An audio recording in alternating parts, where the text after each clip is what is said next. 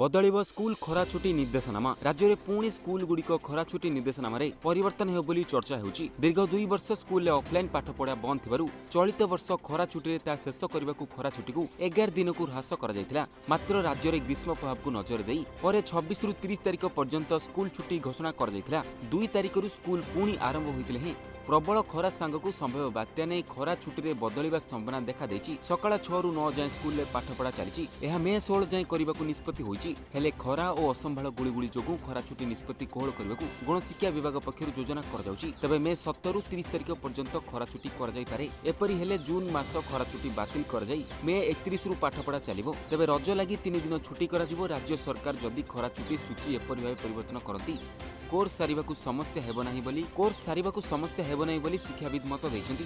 तबे एही खरा छुट्टी को नहीं आपनका मत कोन निहात कमेंट रे जणाइबे। आगु को नुआ नुआ वीडियो देखौ चाहूतले सब्सक्राइब करि बेल आइकन दबाइबे।